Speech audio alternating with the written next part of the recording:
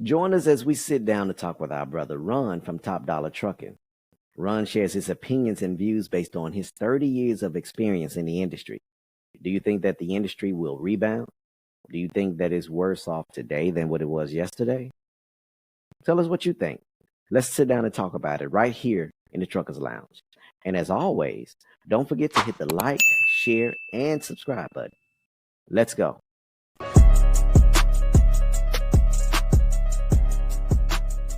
What they do, trucking family, we back at it again. We got a special guest in. This is Ron from Top Dollar.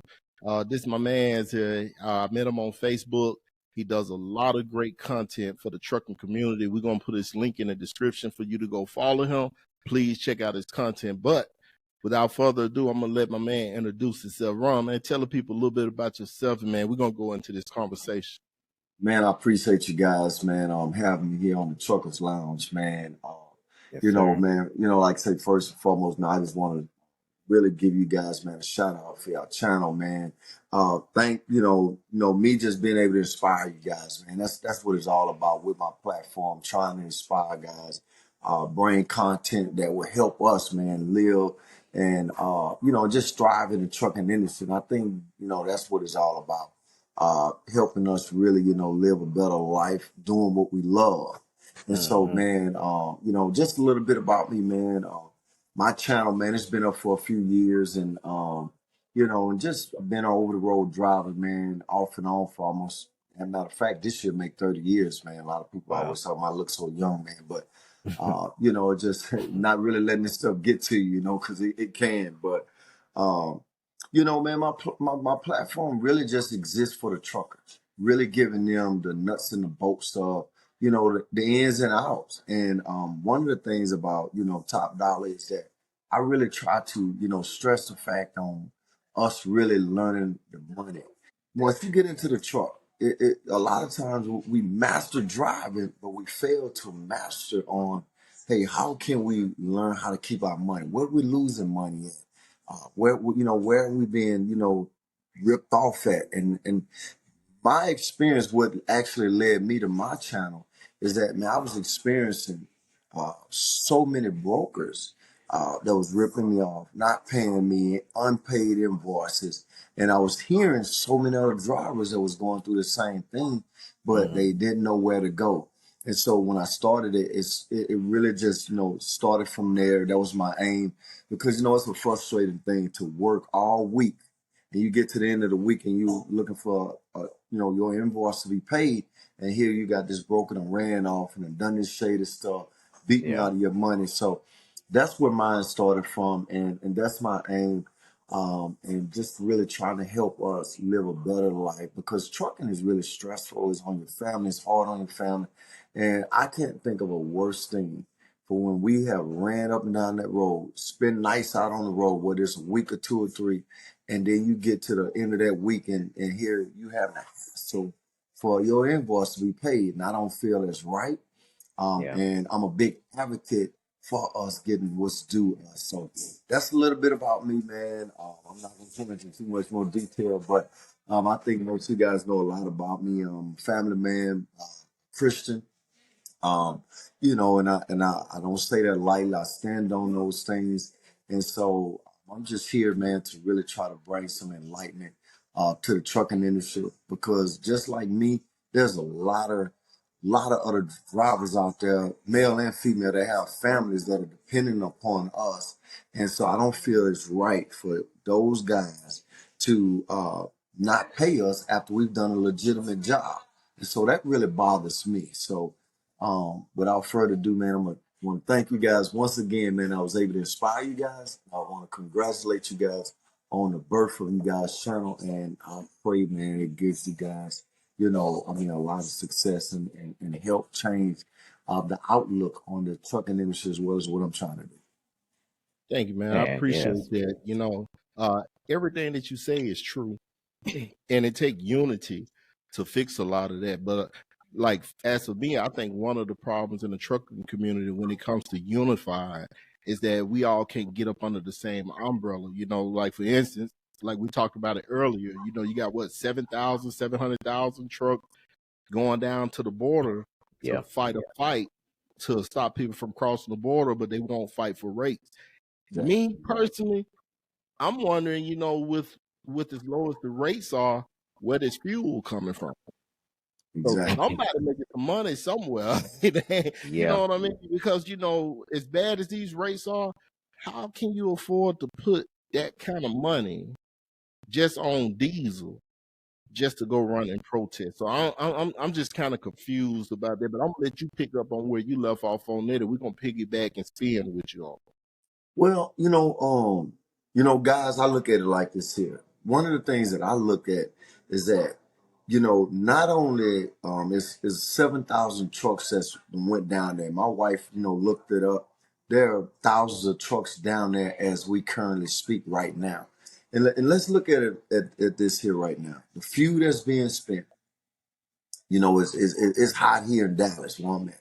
And so it's even hotter down there, I'm assuming in the Laredo area around that corridor. And so the fuel that is going to take to not only just keep those trucks running so they can stay cool, the food and the troopers. I even saw a little clip where the troopers had the roads blocked off, just letting all 18 wheelers come down there. So it shows that we have the capability, but it's sadly misplaced, because at the end of the day, what are we going to gain from this? Just say we temporarily do stop some of the people, but what we're going to do when they start up again? And it's not going to change the rates. It's not going to do anything what's going to benefit you, me, and Eugene. It's not going to benefit any of us, and the other, thousands upon thousands of truck drivers that are really going out. I had a buddy of mine that's in North Carolina. I spoke to him, I think about a week or so ago. He just had to fold. He said the rates are so bad in North Carolina, he just had to fold. Yeah. And so my thing is this: among us as truckers, and like you were saying, we do need to come together. But what's sad is that we don't have enough like-minded truck drivers to come together. But we can look at this situation here, and you got all of these truck drivers fighting a cause that we're not going to benefit from. Who's going to benefit from that? Because if we're going to be truthful, they're not going to be able to stop them people from coming across the border. And even if they do temporarily, what is it going to benefit us? And what we need to be focused on to help change the industry in the favor of the truckers. We are the ones that are away from our families. We're the ones that are sleeping in the trucks, eating out of these truck stops. And if you looked in some of these truck stops lately, I bought a cup of coffee. DePriest, it was maybe about 2 weeks ago. I forgot what state I was in. That cup of coffee cost me $3. And I asked the lady, I said, yeah, this one was $3. I almost dropped the cup when she said $3, and the cup was about that small. And so we laughing, but it's sad, because you got these guys that took all of this equipment down there and fighting a cause that's not going to benefit us. And that's where I have the problem, man. And I actually have a major problem, because it shows that we can come together, but we can't come together for something that's, worthy for changing the trajectory for us, and that's going to, bring more food to our table. But we can go down there and fight a cause that's not going to do anything for the trucking industry. I don't see anything that is going to change for this trucking industry, because after it's all said and done, they're going to have to leave.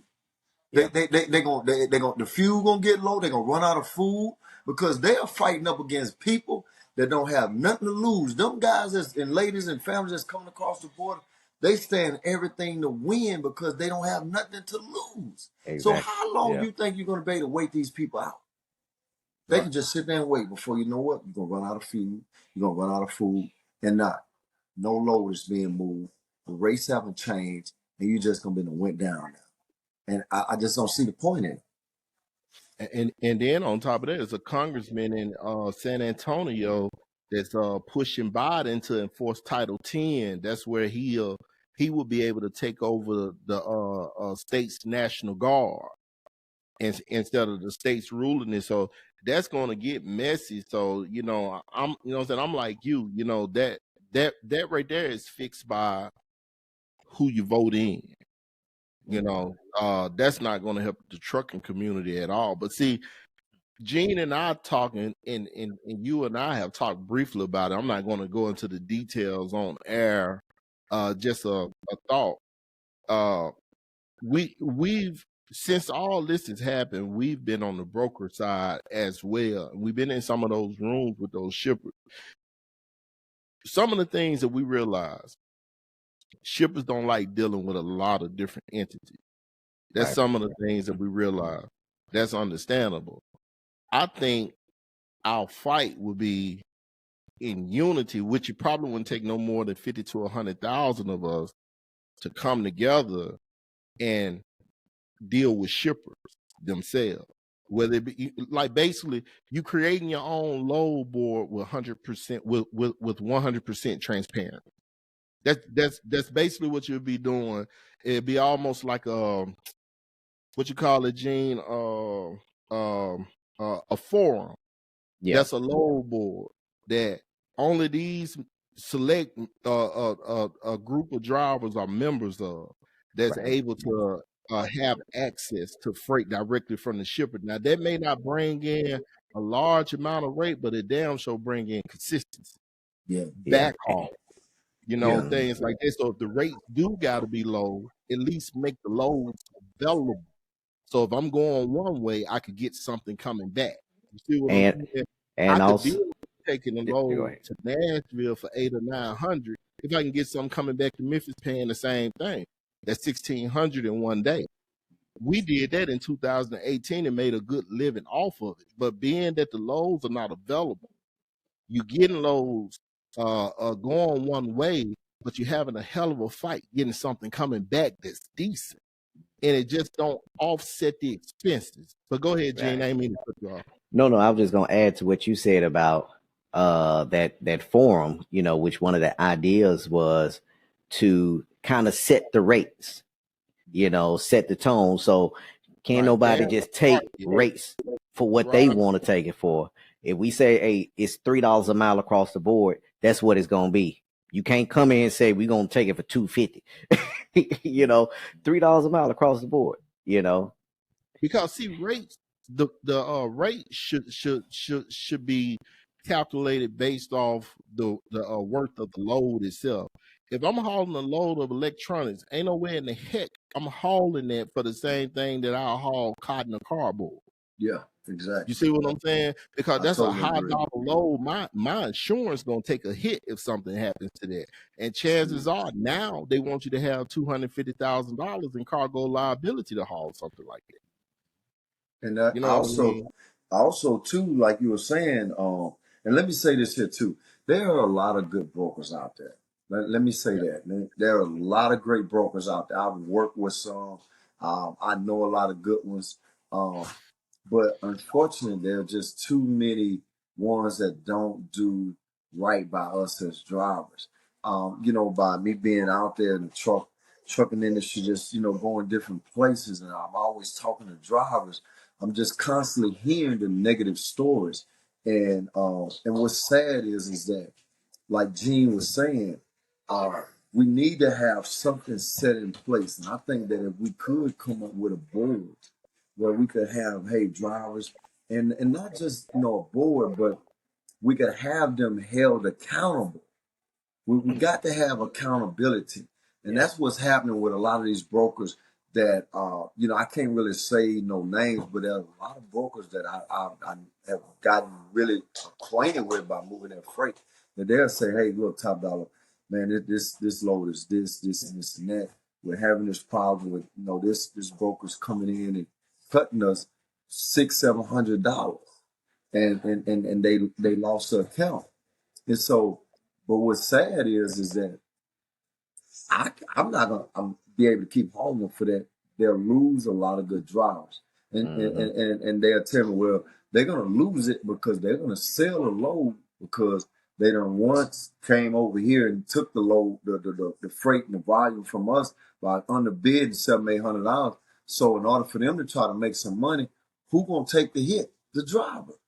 Yeah. Right. And so that's what ends up happening. So now you got the brokers that are doing all this low balling, when we're the ones that's really taking the hit. And so I think that would be a good idea for us if we could come up with, like you say, a board where we can have broker total transparency, because I don't feel that a broker should get the money that they're getting off of these loads. I mean, I know I hit a broker. Like I said, I can't tell the latest name. There were loads that were being moved, I think was under 200, 300 miles. And those loads was going anywhere from a little over 2,000. But they had people in the office selling and moving those loads for $1,000. Now, when you look at all of that that's coming back, that's not justifiable. It's not fair. And even if I was a broker and I was finna become one, but I just bagged out of it, I couldn't being me. I just couldn't see myself doing that to a driver. I want to be fair. I know I need to make money, but man, to me, to keep 11, 12, 1,300 off a load and to do the driver like that, and I think this here, with us especially being drivers and you guys in the brokerage now, this is what a lot of the problem is that we got a lot of people occupying these positions that have never sat where we sat. And that's why I feel a lot of them, they don't care doing what they're doing to a lot of the jobs. That's just me. I can't see taking that type of money off of someone, like that. But, that's the game we in. Mm-hmm. Well, see, that's the thing. See, we really shouldn't be in that game because, see, Gene will tell you, when I first, I've been driving since 2000. I didn't become an owner operator till 2018. So when Gene and I met, we was kind of like hot and cold in a lot of ways because there were things he was telling me about the industry, and I'm like, I don't think it should go like that. Gene will tell you, I was a renegade. I didn't believe in no markets and all that. I ended up going with the flow because I was trapped into it because that's what everybody else was doing. So it wasn't a fight. Everybody was looking at me like I was thinking crazy. But yesterday, we interviewed the vice president of IDA on our show. And he touched on broker transparency laws. He said that law been in effect for years. It just hadn't been enforced.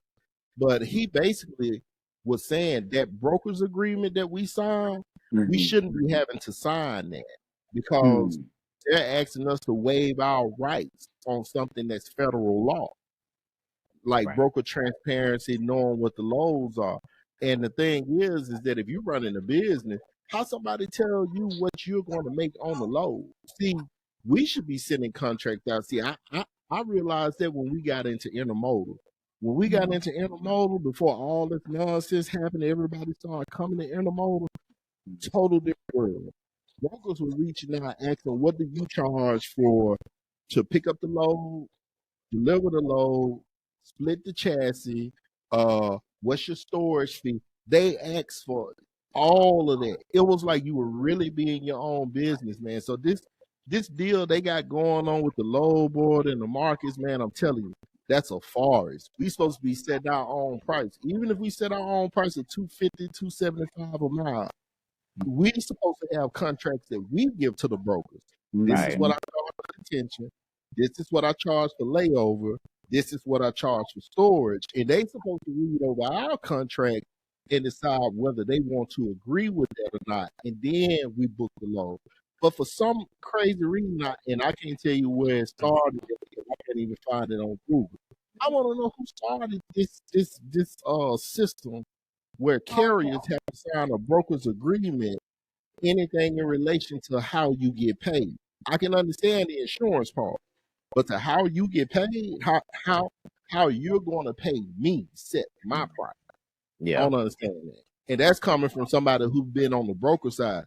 Eugene will tell you, I stopped going to the brokers meeting because I couldn't stand how they was talking about truck drivers. Yeah. It was like it was a joke to them to cheat somebody out their money. I couldn't stand some of them. Yeah. It's ironic you say that, DePriest, because my wife was saying that too. She played a very intricate part in business and counting and all of that, invoices, making sure invoices are paid. She said that. She said, y'all shouldn't have to be signing this because basically, like you just stated, we're giving away everything. We're giving a rate. And I ran into a truck driver. I don't know. I think I was out west somewhere. He told me. He said, "Man, I charge $500 for a layover per night. 500." And I was young in the game, and you have them guys telling you them brokers to say 100 a night, 150 a night. And so I started from that conversation. I'm not gonna lie, I didn't go up to 5. I tested 300. So I told him, I said, "Hey, look, my layover is 300 a night." And I layover is 150. I said, "Nope, nope, mine is 300." And guys, you would be surprised. And I got it. I got it. Now I just didn't, they try to, they try to nickel and dime and wrestle with me. I don't know if I'm gonna be able to get that. I said, "Well, you know what? I'm going to, get this load off my truck. I'm gonna take." I said, 300 is my layover. And when that guy told me that, he said he charged $500 a night.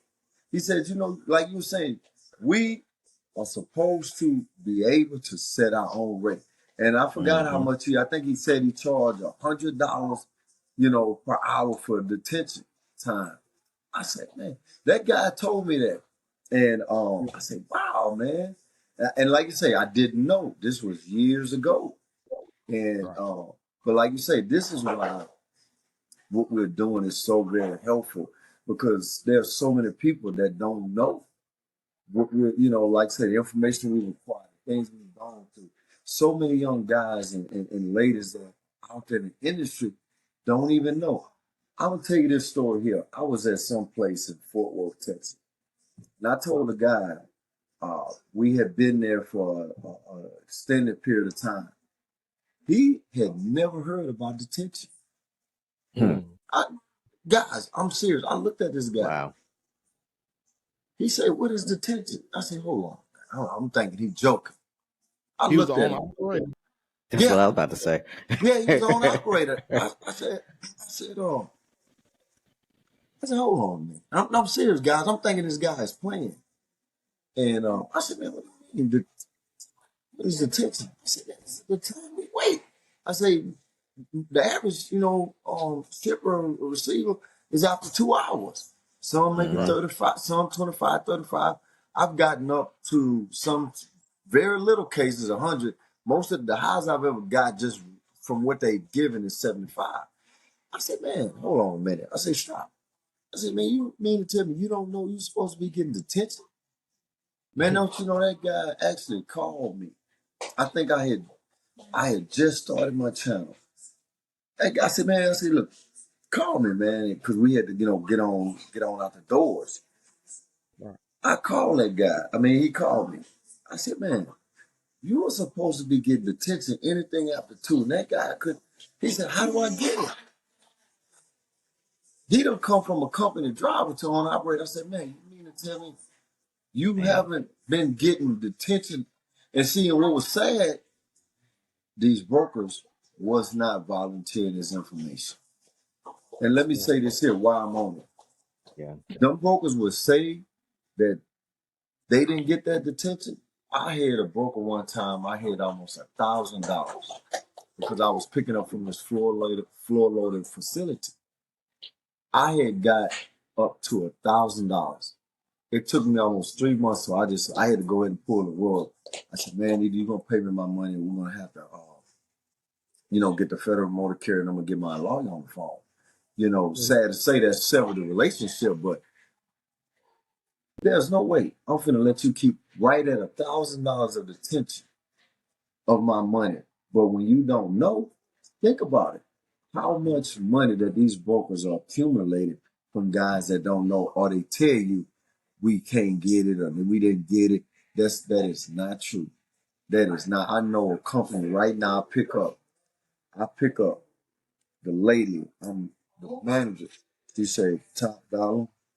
We pay the money. We get when y'all arrive. We send out an email notifying that you guys here. We send an email notifying that y'all have started on detention or how much y'all require."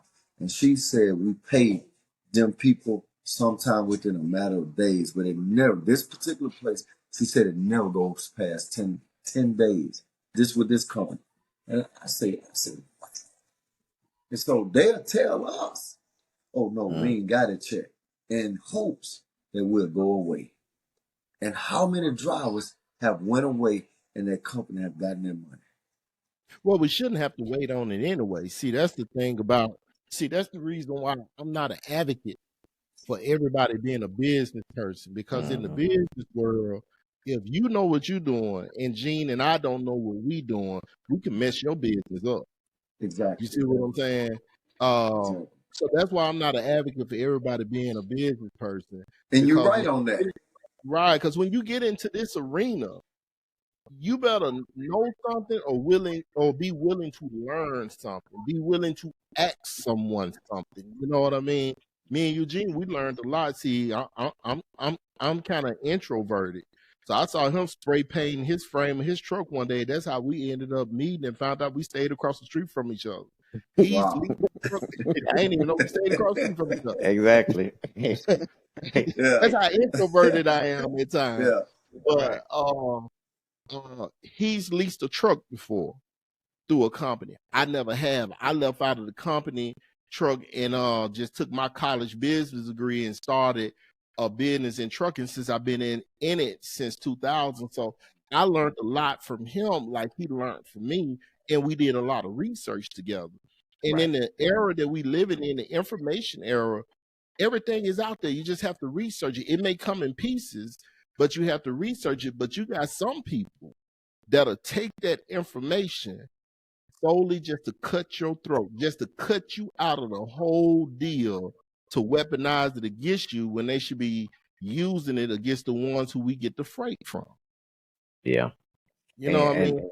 It's just crazy. I'm sorry, Gene, go ahead. No, that like he was Top Dollar was talking about the young man that you said that didn't get the detention. You know, how long had he been driving? Well, how long had he been in business? Well, I don't remember exactly how long he had recently just been coming on the operator. And just kind of like what DePriest was just saying, just to kind of piggyback off of that right there is what really hurt the industry in a lot of ways. Because see, them brokers didn't inform him. It took him running across me. Hey, man, hold on, man. You leaving money on the table. And like DePriest just stated a moment ago, too many people done got into it. Could be any type of business. And if you're unwilling to learn and you don't know, the people that, powers to be for us, that like the brokers and this and that, they're not finna just voluntarily give you that information. No. So, Gene, it was like, I don't know exactly how long he had been driving for himself, but it wasn't very long. Yeah. And it's sad. Yeah, because he didn't understand that a lot of the broker information is in the carrier packet. Mm-hmm. That what they are willing to give you, if you don't have your own rate, that you got set up, that you're going to hand them to say, this is what I charge. A lot of that is in the broker's carrier packet, what they're willing to give for detention and layover. And he didn't even know that. Yeah, well, but you have to think about it, not to cut you off, Top Dollar. No, go ahead. Just like all of us know, when you jump into this owner operating thing, you head first. Man. You don't really have time to first of all, you say a mouthful there. hey, first of all, Top Dollar, let me say this here. He sat in the truck and read his Freightliner manual, page 1. G. Yeah. That's why I gotta say this. Look, no, everybody ain't reading like that. Yeah, and that's the point I was making, that he wasn't reading it, so he didn't know, until Top Dollar said something to him, because he didn't read the carrier. He just signed on the dotted line. Hey, this is a good load. I'm finna get this load. You get your first load. Hey, you get your first load. The first thing come to your mind is paying such and such here. When I get there, if I get that off, I can get a back haul. And you ain't thinking about even no wait time. You really not. I'm serious. See, Eugene built different. Yeah. See, But see, Yeah, but we most of need us people who like him. really renegade, hey, then you talk about That's gonna business sit there savvy. and Yeah, now read. He gonna Eugene, read. business savvy. Yeah, I got a Yeah, brother like that. He gonna sit there and read, man. I'm like, man, he read that. I'm saying I got a brother like that, man. He was up on. I ain't mean to cut you guys off, but I got a brother Nah. oh, no, like you Eugene. good, He bro. got You good. he It's got all about you, bro. the manual, man, out the car. I'm looking at what he doing. He say, man, I got a fuse blown out somewhere. I said, well, man, why you don't just take it to the shop? He said, no, man, I got the manual. It's gonna tell you right there. And don't you know he found what he needed to find Yeah. in that manual and fixed the fuse? Man, my patience, man. I ain't gonna even like. Man, this dude, I'm telling you, man, this dude here, Gene, didn't you replace the whole front end of your truck just based off YouTube videos and Yeah, instructions? just watching videos You did what? You did He what? replaced the whole front end of his truck based off of my YouTube my videos, my man. SUV, I got a '05 Ford Explorer, and Man, I heard what the shop was gonna charge to do all that stuff. Yeah, man, what they were gonna charge, I was able to do a whole brand new front end, shocks, everything. I ain't But you got that know, kind of patience. man, Yeah.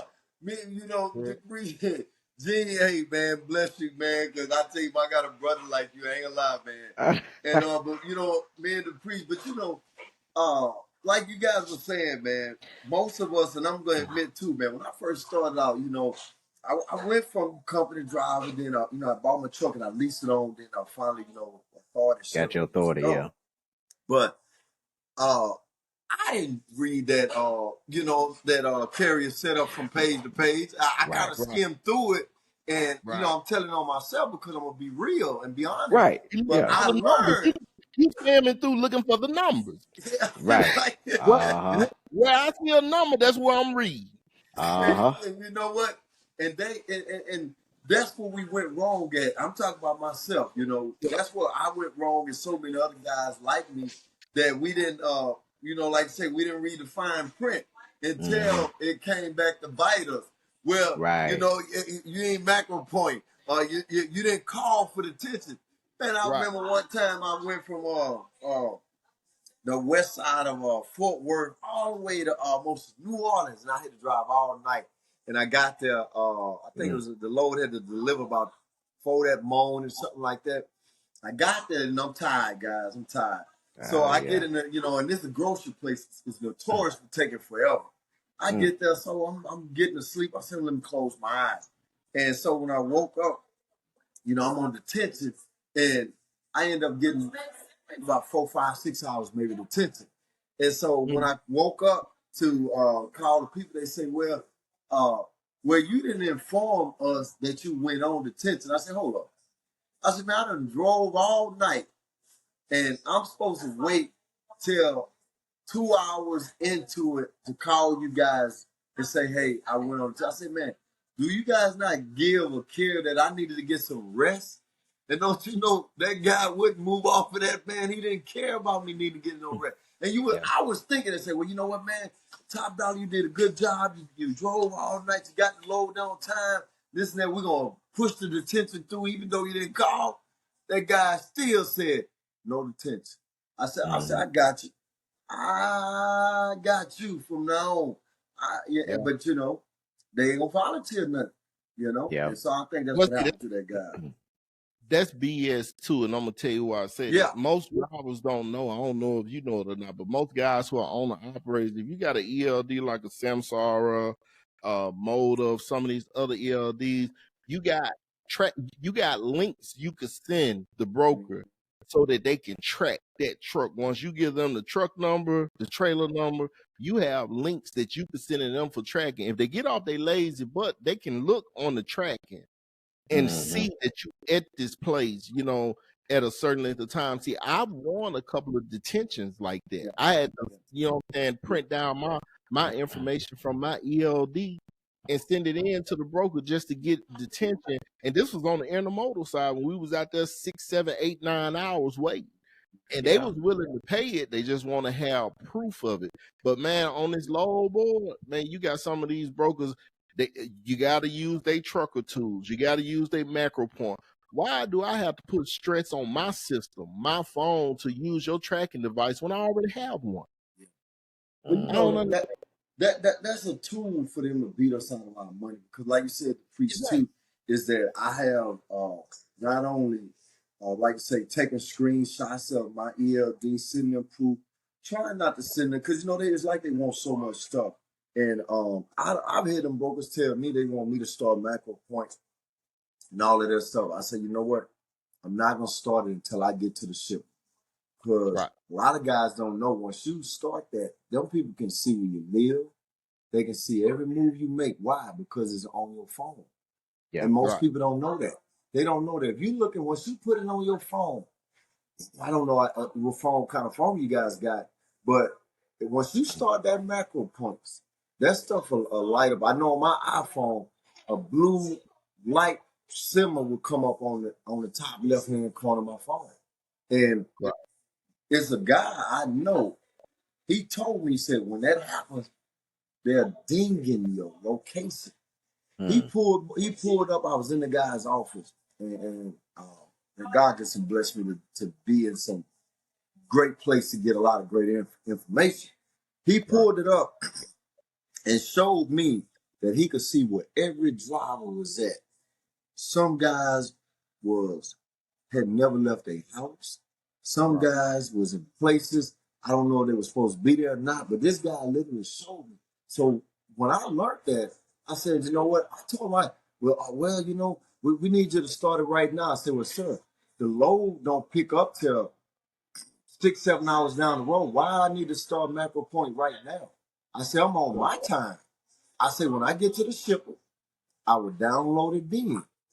And I would start it then. I'm going to be on time. And I said, but I will not start it before then. And I told the guy that, I said, man, y'all need to be careful with that because they literally are tracking you. People don't realize, guys, they can pull up to see your house address on satellite. When I found that out, I said, you know what?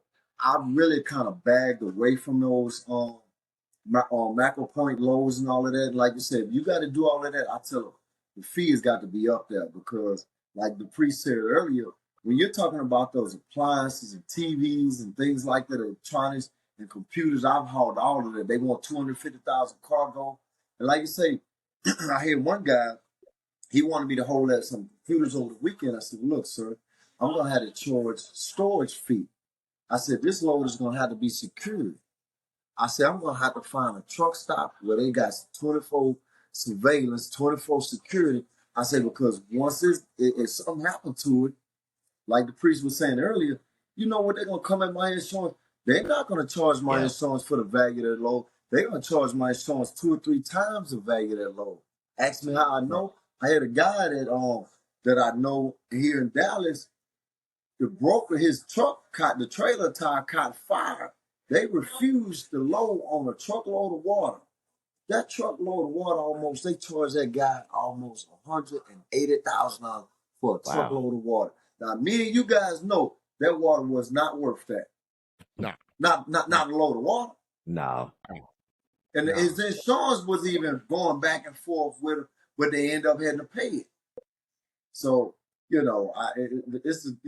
game out here is tough, but I think what done happened too is so many people that done got in it, like you guys were saying earlier, if you don't know, and like Gene, reading the manuals and stuff, we have to really know what they can use against us, what's our rights. And I agree with you too, DePriest, earlier what you said.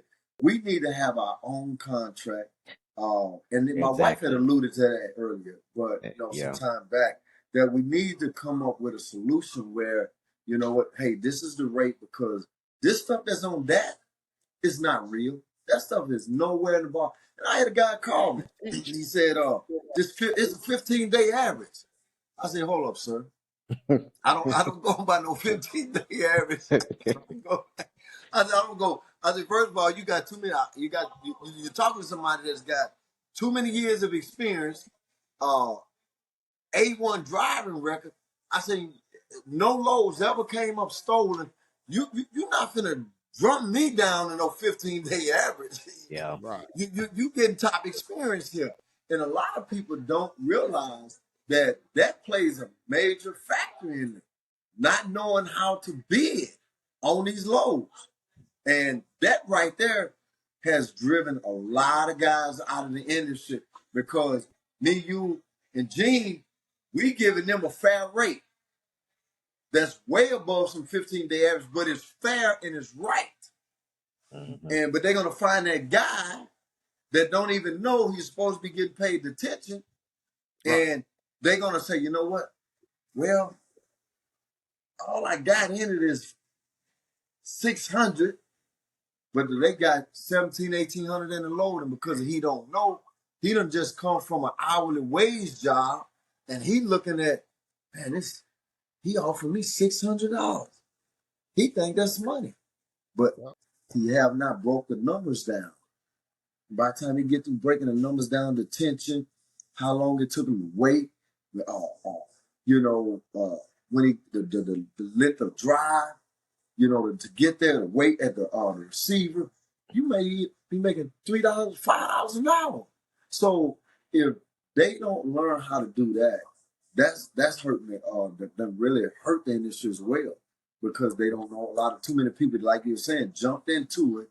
They don't know. They just looking at the big lump sum that the broker is offering them, and it really has driven the trucking game, into a frenzy, because now no one really is really getting a decent rate now. So a lot of guys are just running off of fumes, and a lot of them are just really running out of gas right now at this point. Yeah. Well, man, I had to beg. I had shut mine down in May of last year. And I said, man, I just refuse. You know what I'm saying? They got old, getting out there scratching and fighting and biting for $1 and some a mile. You know what I'm saying? They got old to me, man. And I'm like, you know what I'm saying? Like, you have a broker give you a load, then you're getting ready to go pick it up. They come, all of a sudden, getting canceled. All that kind of crap, because they done found somebody cheaper to take it. What happened? The brokers play that game with us, but see, we don't have a carrier 411 to blacklist them. You know what I'm saying? When they do stuff like that to us, we don't have a carrier 411.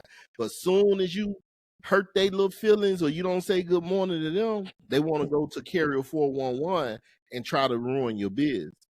Yep. I had a lady do me like that at a brokerage company too, that she called me on an ASAP load, and I had took the load, and when I looked at where it took, I wasn't going to make the appointment on time, because it was somebody apparently just fell off the load, and she needed somebody in there. And when I looked at, this is what she did.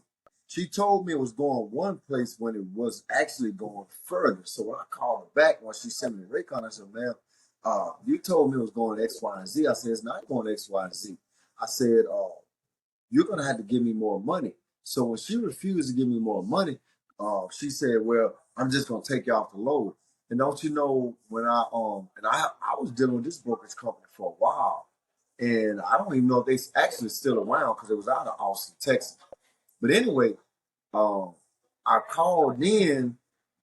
Matter of fact, I take that back. Another guy that I used to book regular with, he called me, and I said, "Hey man, I know I haven't really been hearing from you guys that much anymore."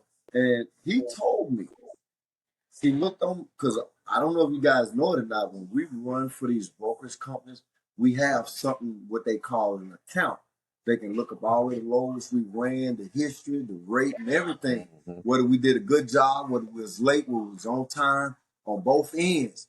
And he told me, say, hey, Ron, told me the lady name and everything. He said, she put a complaint in against you. That's why you hadn't been getting any calls. He said, and I told him what happened. He said, "Don't worry about it. She ain't here anyway no more." But he said, she should have never done that, because she, told me the load was going somewhere. He misled you. Yeah, and so he took it off, and I started getting plenty of calls from that brokerage firm back again. But like you say, stuff like that, we don't even know. If it wasn't for that guy calling me for a load, and because I think he was my rep at the time, and I don't know why she had called, because you'll have multiple. You could be working with one rep, but you'll have other brokers calling you from that same brokerage firm, that's not the regular person. It was one of those type deals. But Right. he straightened it out for me. But if he hadn't called me, I would have never known. But I did notice the call slacked up. And like you said earlier, DePriest, that hurts a lot of guys because they don't know about the carrier 411. Right. And then they also don't know that, cause see, we looked into that because we did a show on that too, about the owner of carrier 411. It's possible that those can be defamation of business character lawsuit. Yeah. And guys need to start looking into that because I had to threaten the company out of Buffalo, New York, up there with a defamation of a business character lawsuit because they had put a freight guard on me because we was running these containers. We was running a furniture account, and the broker was just kind of. He was one of those party guys. He liked to have a good time, so he didn't get up to start doing business till 10 o'clock. But see, the game that he was trying to run when we're ready at 5 and 6 in the morning. When he screw up to explain to his bosses, now his bosses ain't talking to us. He talking to his bosses and covering his tail on our backs. Like we the one messed it up. And it got kind of ugly between him and I. He put a freight guard on me. So I ended up threatening them with a defamation of character lawsuit, and they pulled it off of me. Because it was BS in the first place. And it's crazy because a lot of us don't know.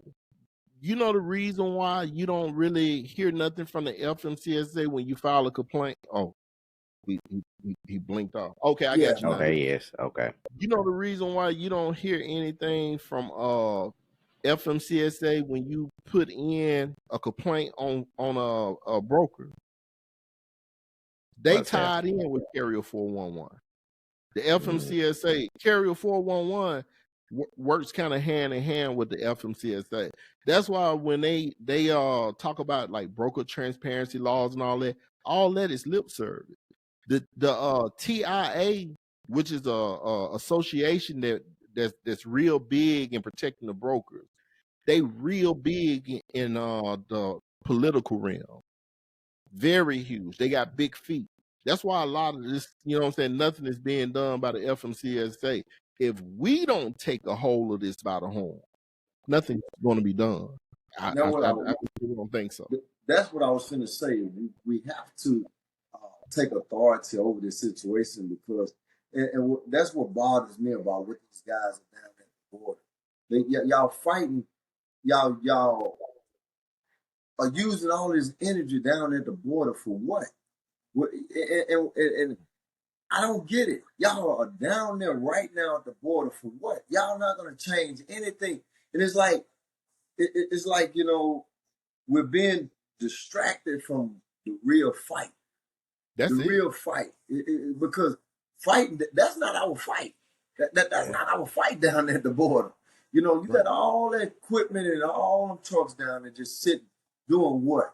And I'm like, I'm just poised to believe that the conversation has to come up of saying, what are we going to get out of this? What's our aim from this? You know, because if you don't have an aim for something, it's just like closing your eyes and throwing a dart in a dark room hoping to hit something. And you know the chance of that, you ain't going to end up hitting nothing. Yeah. But go ahead, Gene. I know if you want to chime in. I was going to say, they call themselves being patriotic. You know, it kind of remind me of 9/11. You know, when 9/11 happened, you know, people with no military background, everybody say, hey, they signing up for the Marines. They signing up for the Army because they finna go and fight to defend the country. And it's like, this is kind of like the same. They feel they're being patriotic and they want to go down and protect the border because, you know, they saying that they're going to move from Texas. The convoy is going to go from Texas to Arizona and then to California. You know, so you know, I always say this here. You know, I know a lot of people that really didn't care a lot about Trump. Me personally, I don't care about none of those politicians. But one thing I can say, during the Trump era, I learned a lot by watching the news and seeing a lot of the things that was exposed. And what I'm getting to here, these organizations, a lot of them are nonprofit. That's big money. Just like they exposed the Me Too movement, the Black Lives Matter movement. Come to find out, bunch of millionaires and billionaires behind it throwing money at it for particular reasons. Same way with this Guards Army deal. You know, I had read in an article, you know, that they was using terms like let's see, it says Kim Yetta started gathering supporters of the group last month, saying online that God's army is raising up. See, they spewing like Christian nationalist rhetoric to like pull people together. See, them people diehard supporters. Like I was telling Eugene last night, we was talking about donations and stuff. And I said, man, you got people out here that are diehard donors to their political party. Every year they giving thousands of dollars. That's true. And, you know what I'm saying? Right. And I don't see this Guards Army deal being any kind of way different. You Right. know, And who is this led by? Well, Kim Yetter is one of the organizers. They was mandated out of Canada. Okay, that's where the organization started. Oh yeah. When they started that convoy. Yeah, when they did that convoy up there. Down there in Canada. Right. Up there in Canada. Oh, so now she done jumped into, now she finna try to come up with something in the midst of this here. Franchise. Yeah. Right. See, this big money opportunities for stuff like that. And see, us as regular people, see, we buy into that because of lack of knowledge about a lot of this stuff. See, we left in the dark about a lot of this stuff, and they be looking one way on the news, but it be deeper than that, you know, behind the scenes. And that's what I think. You know, I don't have any facts on that, but just reading some of that stuff in the article, it just was speaking some of that language, that nonprofit organization language to me. You know what I mean? So I think they'll be funded because, see, they're not only going to Texas. It's in the article that they also going to leave Texas and ride their convoy back through Arizona and California. You know, what's sad about this? Huh? Well, I say what's sad about this is that what's bothering me the most about it is that what is it going to change? Because it's pointless to do anything if it don't bring substantial change. And it's just like, you know, us coming together as a truck community. If it does not change and benefit, just say us three right here, we're in business together. We can sit here and do this and do that, but if it does not produce change, and that's what I don't get. They done took all this energy and time to go stand at a border. And for what? When we done lost, guys, you don't know how many of the people I know personally that has lost their business. And it upset me to the point where now you guys have sat back all this time and done nothing. And now you want people done lost homes, jobs, cars. A lot of guys that I know, they lost their truck. They couldn't afford to keep paying the truck, no trailer. Right. Now you guys want to go down to the border after all of this. And you're not making not one dime.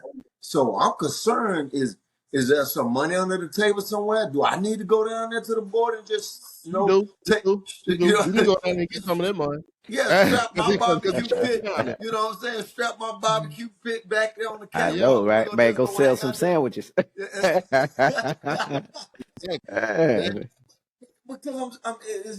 you know, with our Governor Greg Abbott up here, man, I you know, kind of alluded to it. It's almost like he Professor X on the X-Men movie. You know, it's like he got some type of mind control over these guys, because what I don't understand is it's something we missing. Because when I seen the clip, over 70,000 trucks is flooding the border down there now. Over 7,000 trucks. They just not bobtailing, they got the trailer too. So that means a lot of freight ain't being moved. And maybe we can capitalize on this. But my thing is that what I don't like about it is that now y'all decide to want to do something. But the way I see it is for all the wrong reasons. Because at the end of the day, them illegals coming across some borders is not going to stop because y'all done drove some trucks down there. Them guys are going to keep finding a way to get crossed up. And like I say, this is a political. This is something between the local officials, the president, the governments, that we don't need to be, using our energy for this. Yeah. Because after the smoke clear, the race is still going to be in a messed up situation. We still need broker transparency. We still need to stop the way these brokers are handling us for the lack of pay when it's time for detention and layover and all of these things. If we need to stop, that's what we need to stop. And that's what we need to come together and say, we're going to stop moving these trucks. That need to be the call. So therefore, they can take us serious and say, hey, look, we done pushed these guys to a place that we should have never pushed them. Because I don't know if you guys remember, it was years and years ago, they was gouging them guys out in China behind the field. You can go if you probably you guys remember it. They went there in China. Every truck driver went to the capital in China, and the president got it squared away that day. He wanted to know what was all. It made news, live news. He said, "What do y'all want?" They said, "We want this fuel regulated," because they was gouging them guys' eyes out. I remember it. They had loads on there, flatbed guys with oversized loads. They had all kind of stuff. They just converted. They shut the interstates, the local roads. They shut everything down. And so, I feel that's one of the problems that what we're not doing. Because I know I've seen some comments when I was mentioning strikes on my channel. You guys don't understand that grocery stores is not going to have food, this and this and that. I said, well, you think we're maliciously trying to do something, but no, if we don't do some of these rates, we're going to get to a place where we're not going to have enough trucks on the road to be able to adequately move this stuff. And I think we're close there now. But that's where I'm at with it, man. I don't agree with this. I don't agree with what they're doing. I don't see what they're going to achieve. I know that I don't believe they're going to achieve not one thing. I don't believe they're going to be able to stop anybody from coming over, because I've heard them people got tunnels on the ground. So I just don't see the point of why these truck drivers feel the need of what they think they're going to accomplish out of this, unless they're being paid some kind of way, and I don't know. Yeah, and since you brought that up, you have to think about it. Texas, independent state that has a lot of resource, a lot of oil on the ground. Texas has a lot of money in it, whether the residents know it or not. And who's to say Texas is not contributing with these people who's over the God's army or take the border back convoy, and and pulling them in for political reasons. Yeah. You know what I mean? And to comment on what you said about China with the fuel, see, that's another reason why we're not winning a lot of our fights. See, a lot of the things that we're fighting are not political situations; it's business situations, and it's really on us. See, Gene will tell you, I used to say it all the time when the pandemic was going on. I said, when the pandemic over with, don't help everybody stay in business, because a lot of these jokers don't need to be out here. You got these guys coming out of digging ditches and working out of hospitals and working in nursing home. All of a sudden, they truck drive. Yeah, you know what I'm saying? With 4 trucks. Yeah. With 4 or 5 trucks, they got hold of that SBA money. Yeah. Well, you seen that? I don't know if you guys seen an article. I seen an article where a guy, he jumped out there, him and a friend of his, and I think they bought about maybe 10 or 15 trucks. Wow. They didn't even last 5 or 6 months, and now he's they done went out of business and now selling all these trucks, and all of them look like trash. And I'm not trying to down talk about it, but yeah, you like Gene was, DePriest said earlier, and I wholeheartedly agree with it.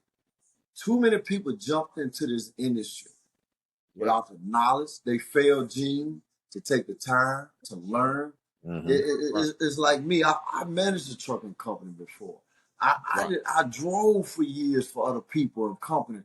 I got burned just driving for companies, being an owner operator, lease. So it was a lot of steps before I really got my own authority that I had learned. And then even after that, there was some more scars to be had once I got into that. But I had a lot more knowledge, kind of, like what Gene was saying. these people just jumping in it overnight don't know nothing. And Mm-hmm. so they're easy target. They're easy prey. And some of these guys, believe it or not, you can't tell them nothing. Right. They not gonna listen to us. I try to. It's sad to say, it's like some of these people, they standing in front of these rented mansions, Mm-hmm. rented cars, and I'm not gonna say no name, but there's a lot of the people out there in Atlanta, man, and this box truck, dispatch course and stuff, man. No people messed up a lot of people. Now, Yeah. I had a lot of comments coming through. You would have seen some of the stuff that came through without trying to put anybody's stuff, because I don't do that. I don't screenshot nobody's stuff, put nobody's stuff. Them people was spitting fire. How them people had misled them, took courses, and and it's sad to say, it really put a sour taste because they were selling them on money. They were selling them on money. Not like what Gene said, how he learned how to fix his car, the front, because he YouTubed and did the research. Mm-hmm. They went and just allowed somebody to sell them a lie. And so when you come across guys like us, and what we're trying to do is that we're not trying to discourage you, but like my barber, he wanted to get in the truck. I said, God, Hey, lining up. They lining up now. Yeah, I told him. I said, look, I said, man, look, I said, man, you have never driven a truck before in your life. I said, man, just stay cutting hair. But he had another guy in his ear. Man, I can dispatch, I can do all this, I can make you all this money. He was this close, guys, to jumping in it. It was right before COVID hit and the bottom fell out. He came back, wanted to pat me all on the back, man. Top dollar, man, I'm so glad I listened to you, man. I said, man, look, you're doing good in barbering. You've been doing it for about maybe 15 years. Stay in that lane. Right. Stay in that lane. You done got stripes and scars in that lane. I said, just like me jumping out of trucking into the barbering, and somebody selling me a bunch of money on it. I said, no, man. I said, I've been in trucking. I said, look, but this is why I left. I said, at the end of the day, you do what you want to do. I said, but I gave you my advice. And man, he came back and he told me, he said, Top Dollar, man, I want to tell you something. I want to thank you, man. He said, man, if I wouldn't have listened to you, man, I was going to invest his money into this and get in the truck and this and that. I said, he was going to put a drive in there. I said, man, have you even once considered this guy tearing up your truck, don't know how to drive a stick? I say, you're going to just randomly put an ad out there to get somebody that don't, ain't no telling what you're going to grab when you reaching out there for to grab somebody. Some of these guys out here that got these business that I knew they had them, that was one of the problems they was having. Mm-hmm. Guys tearing up they truck, tires, trailers, scraping the sides of walls in the mountains, all kind of different things, tearing up the stuff, abandoning the equipment.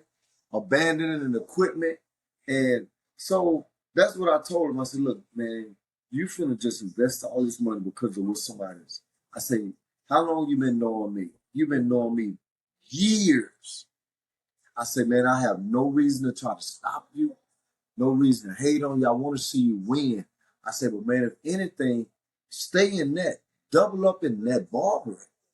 Double up in that. But don't jump over into this when you have never driven a truck. You don't even have a seat there. So you can hire somebody and he can tell you stuff that you don't even know nothing about. Mm-hmm. But he'll drive. And you're going to just go along with it. But, yeah, that's my phone. My battery finna die. So that's why I keep blinking. So that's why I keep blinking. Yeah, we ain't gonna, but I was going to say, to that, like a lot of these guys, what they were doing was they was looking for passive income in trucking. I quote, passive income. Yeah. And it messed a lot of them up. See, it's a science to that. Billionaires do it all the time, but see what billionaires do when they invest into trucking, they hire a team to run it for them. Mm-hmm. These guys were investing in trucks and letting the drivers run their company. And then when the rates dropped, they start losing drivers because average people who not business savvy, if something paying $1,000, it's kind of hard for them to process now that the so-called market then dropped down to 700.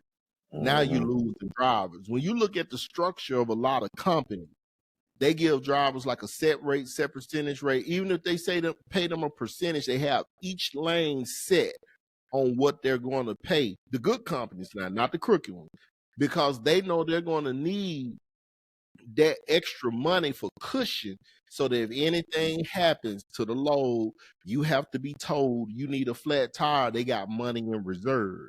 So that's where a lot of these guys looking for passive income screwed up that they let the drivers run their business, and it ran it right in the ground. Yeah. Man, I tell you, DePriest, you hit that thing. I ran across so many people, man, passive income. Now, I made a video about that. I said, man, y'all need to leave that. This is not the game to talk about be playing with, talking about some passive income.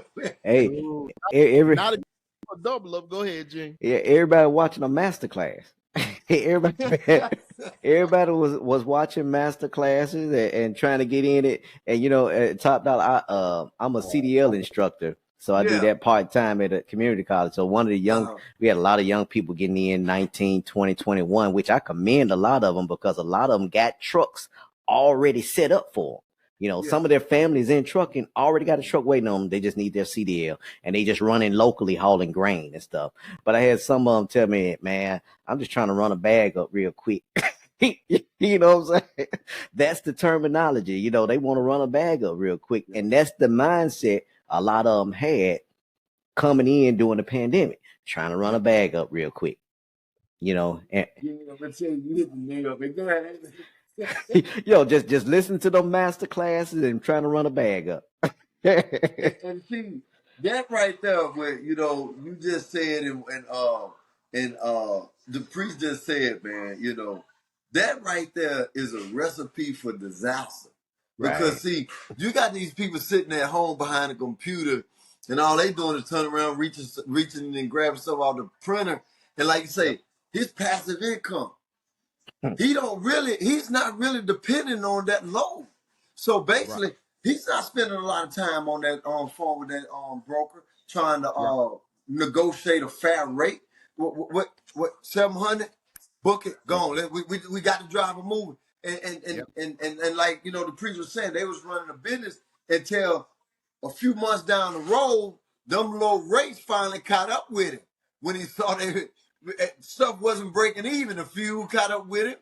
The driver had to be paid. The truck had to be paid.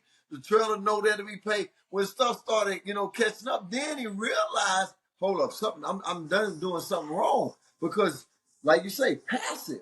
He got something. I got a good friend of mine. He tried to sell me on that. Talking about he doing a certain business. I forgot exactly what it is. It's something. He doing it for passive income. And that passive, they're not invested into it. It's just something that they are really just doing to, like Gene was saying, something to run a bag up. So whatever the broker sells them, they grab it. So they're not really spending any time to research. Hey, is this loan really worth this? Have I just gotten, because like we were saying earlier, they're coming from hourly jobs. Think about it. If I'm coming from a job that I'm making, just say $700 a week, and now I'm getting a Raycon that says 1,100 or 12 just on the low side. Them guys really think that they're winning until they have a breakdown on the side of the road and they have to call a tire guy out. And a tire that tire guy costs you $500. He already charged you something just to come out. Not a tire $300 or $400. And see, they don't understand that. And running from us, or just say as I'm using this as a figure of speech, they're running to these people that's telling them and selling them what I'm gonna say fool's gold. Yeah. Because see, they're telling them what they want to hear. And like Gene was saying a moment ago, they want to run a bag up, but they don't realize that I'm gonna be a little comical. The leprechaun that came behind him and cut a hole in the bag while he trying to run a bag up, and the bag ain't never getting filled up. He said that the whole time he trying to run a bag up, the leprechaun want his gold back. And so they just grab, they passive income, and they just grabbing at it. and don't realize what they grabbing at. Bag It ain't, leaking. it ain't even worth that. You know what I'm saying? But he gone. He said that he got to get to his other job. You know, he just trying to keep the driver moving. And Right. let me tell you guys this story. I had a buddy of mine. I helped train this guy. He actually ran my truck for a brief period for me. And he came out of Miami, Florida, went to Brownsville, Texas, and he told me them guys, the company paid. I think it was like, you guys finna think I'm lying. It was about $2,400 from Miami, Florida to Brownsville. Mm-hmm. I said, hold on, man. I said, hold up. I said, I man, believe hold it. on. I believe Yeah. He said that. He can't believe these people. Now, these people, it was a husband and a wife. Now, they don't know nothing about trucking. He called me and said, man, you ain't going to believe this here. He said, man, these people got me coming from Miami, Florida to Brownsville, Texas for about $2,400. I said, hold on a minute, man. I said, you kidding me, right? Man, it's a husband and a wife don't know how to drive a truck, don't have a seat at night. And they got him driving their truck. He had to end up storing that truck because they sent him on a mission. And once he finished the trip, they didn't even pay him all the money. But this is what they told him. We didn't make enough money this week. Yeah, they didn't make enough money that week. So he have to take the fall. He said, I tell you, we're going to have to buy me. And he parked the truck, and kind of bus home. But that's what's going on when you got people like that. Yeah. You know, sending him, say again? Yeah, they don't know anything. From Miami, Florida to Brownsville, Texas, that should have been anywhere from a $5,000 to $6,000, $7,000 load, easy, depending on what it was. Easy. Yep. And it should have been left on the dock for anything less. And but you know, like you say, that was a great statement, DePriest, because that passive income really infiltrated the trucking game. Yeah. Like Gene was saying earlier, a lot of these guys are trying to run up a bag. If you looked on social media, you had guys where they was in the truck. They had the money with this little thing that the rappers do, the money stacked upside the ear. And me and my wife, we were somewhere, and I showed her video. They in there got the rap music bumping. They got the money stacked up. I said, they finna destroy the game. Yeah. I told my wife, I said, they finna, that was Gene. I told my wife, I said, they finna mess it up. Because what they fail to realize, brokers was watching, shippers, all kind of different people on this stuff. All different kind of people on it. Oh, the broker say I done got this out of this little short distance. Oh, okay. All right. He got the money on the video lives and doing all this and this and that. Yeah. I told my wife, I said, you know what? They finna mess it up. And sure enough, they mess it up. Because too many people watch this social media. And, you know, now you don't see them anymore. But now you can hardly get a fair rate, you know, because I'm in Dallas. I used to get easily, you know, 500-600 just in the city, just within an hour. Now they down to what, 100, 85, 200. They don't even want to budge off of that. I was like, I say, look at what done happened to the race. But a lot of guys need to get them a CPA too, man, because I know last year when we decided to shut down, which I told Eugene, you'll see a lot of guys shutting down when it comes time for insurance renewal, because then you'll start noticing that the money's not there. And I had got my profit and loss statement, and the business actually from January to the time that we closed actually was like $5,000 in the negative. Everybody else was getting paid, but the business didn't make nothing. So when it came up time for insurance renewal, which we was down to like 3 of us at that point, it was just like, hey, what do y'all think? And I said, you know what I'm saying, Gene, tell you, I was like, the way I see it, it's really not even worth renewing the insurance because the money's not out there. Right. It's costing us more to run than what we're making. So when I saw these people on Facebook saying what they were saying, It was a bunch of bull crap. Yeah. They was lying, man, because I've been out there for too long, man. I saw the race. I saw the race. That's why I was calling myself cap on it too, because I know they was lying. I've been to pretty much every state in the United States. I have a good judgment on what he's raced at, what the lane was at, what I've ran before, and what was getting calls for to go to these same areas, some of the same exact location. The money just wasn't there. But when you're dealing with a bunch of unknowledgeable guys that have jumped into the industry, like we were saying earlier, from an hourly job, they don't know. They don't know that me and you, us three was getting maybe say, just say what, to go from Dallas up there to Seattle, $7,000. They don't know that. And so now you got a broker coming along saying they get $3,000 for they coming from an hourly wage. They think that's great money. They gone. They count on the fuel. Yeah. The further you get up on that West Coast, the higher the fuel get. Yeah. So they didn't know how to factor in that in, and the broker took advantage of it. I had a broker try to give me one time to give me $10,000 to go in the heart. He tried to get me to go in the far northwest corner of Colorado in the heart of winter. I said, I looked at it.